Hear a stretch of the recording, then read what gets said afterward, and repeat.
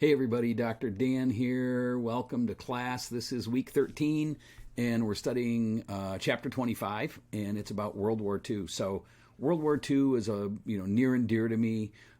So make sure when you hit our module in Blackboard, you're going to see two black and white pictures. And those are pictures of my father, so that's why World War II is near and dear to me, because he was a tank driver in Europe in World War II. It's not that I'm that old; he had me late. Okay, so if you're trying to figure out the years, good luck. But anyway, yeah, there's a picture of my dad's Second Armored Division, so that's a row of tanks. You'll see that in that picture. They're waiting at the Elbe River for the Red Army to come before they go into Berlin, and then there's another picture of him sitting on a shot-down airplane with the swastika, the Nazi swastika on it. So check that out. Kind of cool. So it ties me to World War II, and I'm sure some of you, none of you probably have parents that were veterans, but some of you have grandparents perhaps, or maybe some of you have parents. I don't know how many old people there are in class. But anyway, so check that out. It's cool. It's the real deal, and it sort of grounds me in the importance of this history. And I will also say one more thing about that my dad was drafted to go to Europe as a tank driver between his junior and senior year of high school. Okay, he was 17 years old. So, if we're having sort of a bad year because we have COVID and we're bummed out about remote learning, talk about the ultimate gap year was my dad's, taking him from high school to take him to Europe to be a soldier. So, we don't have it so bad. Anyway, so we're talking about World War II. Sorry to get off on a sort of a side story, but I guess there's two things to know about World War II. Three, actually. One of them is the war in Europe was totally Hitler's war. It was all about Hitler and the stuff he did, so we're going to talk about that. And World War II in the Pacific, because remember, it's a two-front war. That was due to Japan and their aggressive actions in response to some economic things that were going on. But really, as far as all of the people I've studied under, the historians I've studied under, a lot of them are very peaceniks, peace activists. In most cases, everyone's going to say that World War II was the one of the true only justifiable wars. In other words, it was justified because there were so many horrendous things going on. Even if we just pull the Holocaust out of this, it was a just war, and most people agree with that. So let's kind of get into the context of this thing. I think as students, we start to study the war and we want to learn about, the Germans and Hitler killing himself and all of this, army or war stuff. A lot of people are into that. But the thing you have to remember before we start this chapter is that the world is in the grips of a Great Depression in the 1930s. And, that depression really sets the stage for this war to occur, I think, because there's so much economic hardship, and there's so many parts of the war and entry into the war and the opportunity for Hitler to rise to power that revolves around poor economies that they're two sides of the same coin. I don't think you can separate the Great Depression from World War II, and maybe that'll become clear to you as you read through the book or perhaps read through my notes that I've published. But it's like, I don't remember, Dr. Dan's third law of history or something was that when people are starving, when there's a bad economy, then they're more vulnerable to following a charismatic leader. And certainly in the case of Adolf Hitler in the 1930s in Germany, the economy was terrible. And part of the reason it was terrible was because of the reparations that Germany had to pay, to Western Europe and to the U.S. after World War I. And it really, besides leaving a sour taste in Germany's mouth that they thought they were, overly punished for their role in World War I, it also made them even broker in a time of depression when, the people there were not doing well. So anytime you have the situation where the people are upset because they're starving or because the economy sucks or because the economy or society isn't what it used to be, then they're very willing to listen to new ideas.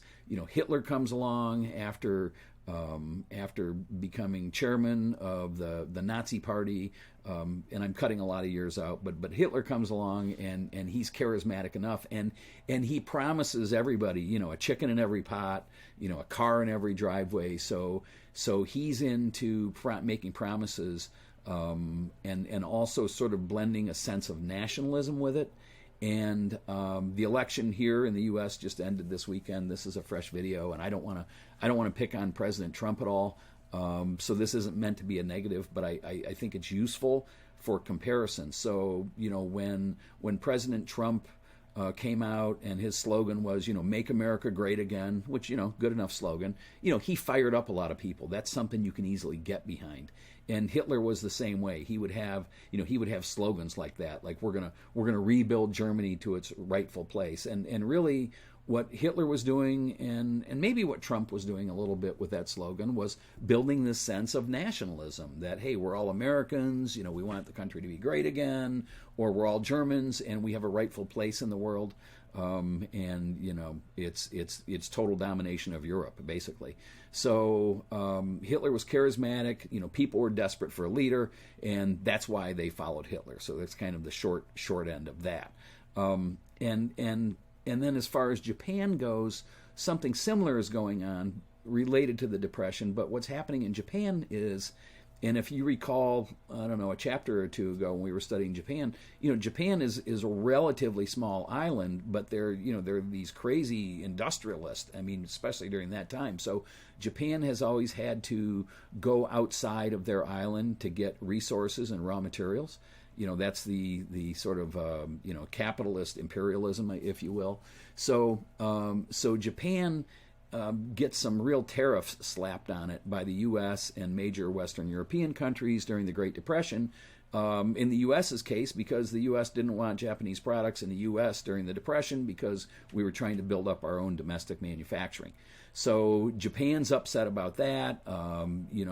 Major Western powers, in Great Britain, France to some extent, and the U.S. sort of shut Japan down as far as their economy goes, and there's this real militant uprising because of that in Japan, and Japan's upset. They're mad. They're like, hey, you can't cut us off because we have this big industrial society that we're trying to fuel. So that's why Japan's upset. They can't get oil and they can't get scrap iron, and they bought both of those things from the U.S. A lot of oil from Standard Oil at that time. And so they're not happy when the U.S. either cuts them off or raises tariffs to such an extent that Japanese products can't be bought or sold. So Japan and Germany are ripe for some sort of action. They're not happy. And that sets the stage for this idea of what the book calls a retreat from democracy. And there's other stuff going on in Europe as well. So like in the 1930s, Mussolini takes over in Italy. And so Mussolini is like he's like a Hitler in Italy, for lack of a better term. He's very dictatorial and very into this notion of fascism, which is what Hitler is too, fascist. And what fascism is it's a nationalist movement that it's very hard to describe, but it's a national movement that really puts the nation above the individual and calls for like a centralized government to mobilize everything. So in other words, when Hitler says, "Hey, I'm going to make sure you all have food. I'm going to make sure you have a car to drive, but you got to let me take everything over." That's what fascism is. So Hitler does it. Mussolini actually does it in Italy prior to Hitler, but they're both fascist regimes, and fascist regimes are totally against communism. They're not into that at all. They want private enterprise. They're okay with that for the most part if they have some control, but they don't want communism. In the case of Germany and Mussolini, actually they're very afraid of communism. They don't want the people to rise up like they did in Marxist Soviet Union and sort of take things over. A workers' revolt is what they don't want. So the point is that fascism is rising in Italy. It's rising under Hitler in Germany. Japan's upset because they can't get raw materials. So it creates a situation where everyone's kind of ripe to go to war. make sure you go through my reading notes because I'm leaving out all of the Mein Kampf and Aryan stuff out of this lecture for the most part. I trust you all know what the Holocaust is. If not, we'll talk about it a little bit. But one of the things Hitler did in this drive to build up this fascist nationalism was to demonize all the Jews. He wanted to cleanse the world of all Jews and all inferior people. So besides just saying, hey, Germany's going to be great again, Hitler said, hey, the Aryan race, us, the white Germans, we're the greatest race on earth, so we're basically going to ethnically cleanse everyone else until we're the only ones. So besides just building up country, he's tied in race as well. So now he's got this real powerful package to deliver to the people via propaganda, which he was real good at, saying, hey, Germans were the best race ever, best people ever, we have the best country ever. And, he gets, a couple of million followers just like that. And, despite all the terrible ideas he has about, killing everyone he doesn't like. So read about that. You'll read about Kristallnacht, the night where the SS goes through Germany and destroys all the Jewish businesses, and you'll read about all that stuff. So, but it's a very toxic brew, and again, because of the fact that the people are hungry and they're trying to get back the glory of old Germany, they're going to do anything for Hitler at this point. And that's the part that's hard for us to understand. But I think there's a little snippet in the book reading about the concentration camps, and even the officers who were ordered to kill Jews, they were human. They had a hard time with it. So, it's complicated to understand why so many people could follow such a leader, but I think that at the same time, if the people are desperate enough, it's kind of easy for the right person, the right charismatic person, to make that happen. So what happens in the war? I won't go through all that, but read it in the book, and basically Hitler starts to take over stuff. And first he does it diplomatically. So, before the war starts, he meets with like Neville Chamberlain, who's the Prime Minister of England, and he says, hey, we want to take a little bit of Austria, or we want to take all of Austria, and here's why. So the Western powers at first are like, okay, we'll let him do this and see what happens. But eventually it gets out of hand. The German troops go into Poland. They make sort of an agreement with Stalin to split Poland in half, but that really doesn't last for very long. So the next thing you know, Hitler's taken over Poland, he's taken over France, and now we have an issue because Hitler's basically got all of Central and Western Europe locked up by like 1940, early on.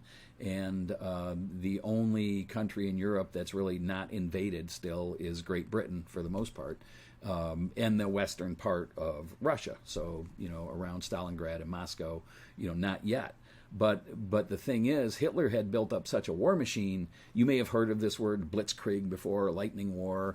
He had these Tiger tanks that were like super fast tanks, and airplanes, and a whole plan. Like when they went in to take over a country, it was like the wrath of God coming in, and so. It scared the hell out of everyone in Europe. It scared the hell out of Great Britain.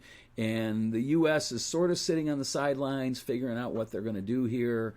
Under the Lend-Lease program, they're supplying materiel to England and some to Soviet Union, but no one is really prepared to take on this powerful German army at this point. So read through the book about all that, because I'm not going to take the time in the lecture, because the lecture would be too long. But Germany had this high-tech military and high-tech tactics that caught everyone off guard. So that's sort of what's going on there. Read through the book, what happens. Some of the big stuff is, the constant bombing of London by German planes, and the Germans are, they're so high-tech, they're inventing rockets. Werner von Braun, who basically created NASA and got the U.S. to the moon, he was a Nazi at that time, and he was working on a lot of rocketry and stuff like that for the Germans. So it was a big deal. The Germans had U-boats, they had submarine fleets, and they were effectively taking over the North Atlantic as well. So it was a very scary time.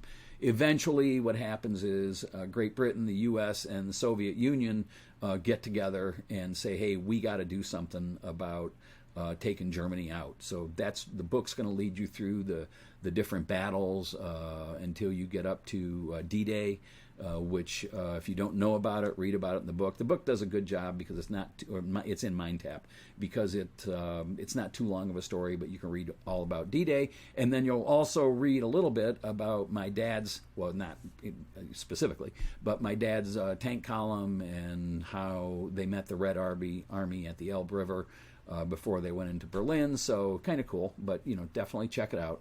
And one thing leads to another. The war in Europe ends in 1945. Hitler knows he's going to lose, so he's down in a bunker under Berlin, like 50 foot underground, and kills himself in I don't know when he did that, April. I don't know. I'm a historian. I should know this, but anyway, Hitler kills himself, and the war in Europe ends in May of 1945.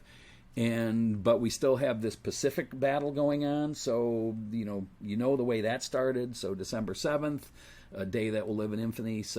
So that's the day that Pearl Harbor happens. Japan bombs Pearl Harbor, so that's how we get into war in the Pacific. So that's going on at the same time as the European war.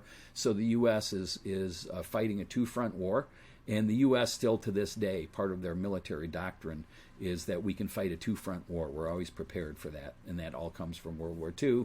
But one thing leads to another, and the fighting in the Pacific is brutal between the Japanese and the U.S. And as the U.S. and the Allies take out most of Japan's navy in a few battles, then the U.S. knows that the next thing it has to do is invade Japan to stop the war. It's the only way it's going to stop, and President Truman at that time fears that there's going to be millions of deaths, not only U.S. soldiers but also Japanese people. So that's where he kind of decides, what am I going to do? Because the Manhattan Project is going on at the same time. The Manhattan Project is Robert Oppenheimer's project to invent the atomic bomb. And around the same time, things are winding down in Japan. We have 2 atomic bombs ready, and Truman has to decide, what am I going to do? Am I going to drop these atomic bombs on Japan? We think they're going to work, and we think they're going to be very horrifically effective. Or do we invade Japan and risk all of these lives? And he makes the decision to use the bombs because he decides that fewer people are going to die in total if we use the bombs than if we try to invade. And I mean, yeah, I'm sure he was more concerned with how many Americans were going to die, but that's the decision that he made, and that's why the first atomic bombs, or the only atomic bombs ever used, were Nagasaki and Hiroshima. So you'll read a little bit about that in the book. But certainly those bombs sent a message loud and clear, because a week after they were dropped, or whatever, somewhere in there, Japan surrenders and the war's over. So that's and that starts the Cold War, and it starts the nuclear race, and everything gets out of control. So there's that. The other thing to read about is read about the Holocaust, because I guess there's 2 things that get me. So if you don't know what the Holocaust is, Hitler built these concentration camps, which were death camps. The biggest one being Dachau, Birkenau. So, and they're in Poland. All these camps are in Poland. And basically ships all the Jews there to be gassed, to be exterminated. I mean, and they exterminated, I don't know, like 6 million Jews altogether, with these purposely designed gas chambers where they could gas a bunch of them at the same time. My dad actually got to go into some of these afterwards, and it was as bad as you think. So, besides the fact that it's ridiculous for us to imagine that someone could build death camps and try to ethnically cleanse a whole race or a whole ethnicity of people. The more astounding thing is that this only happened like 80 years ago. So this is like modern times, and that's why it's so hard to believe that anyone can do that and get away with that, and so hard for us to understand that.